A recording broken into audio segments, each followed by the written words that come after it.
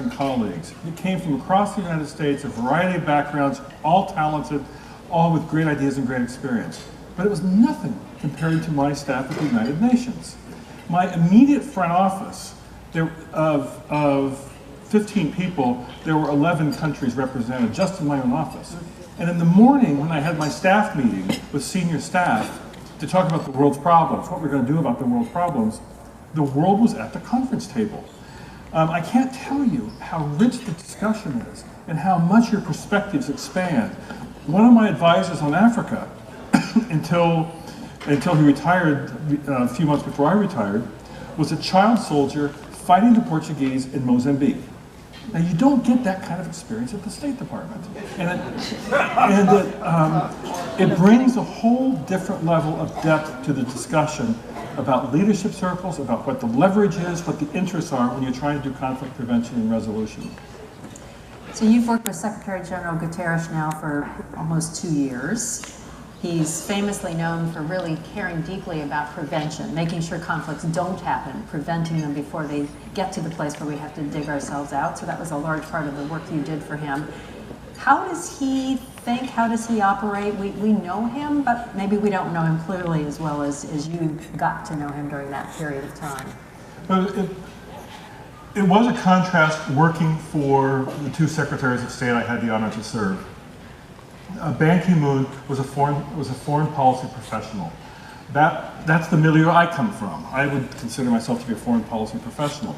Antonio Guterres is a politician with incredible communication skills and very strong political instincts. And it's a different conversation when he's with world leaders than it is with a foreign policy specialist, foreign policy expert. There's pluses and minuses to each, but in terms of Guterres, what he brings to our ability as the United Nations, I'm saying "our" in the present tense, I need to start saying UN Foundation in the present tense and UN in the past tense. Got a couple days. Is this ability to connect with political leaders around the world. Very quickly he connects with political leaders. He can read them accurately, he can find ways that he can build personal rapport.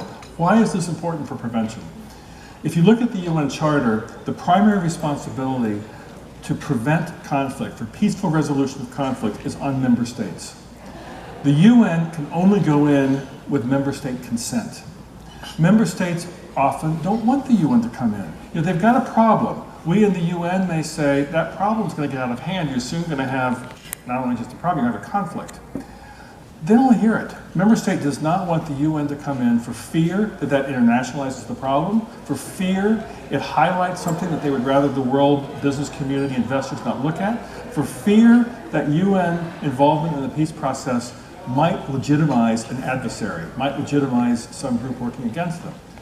So you have to find ways to open the door to get in to do the conflict prevention if you're going to have any ability to succeed at it. And Guterres's connection with leaders, the comfort level he's built with member states across the globe helps us open the door to doing the type of prevention work that the UN ostensibly was designed to carry out. One of the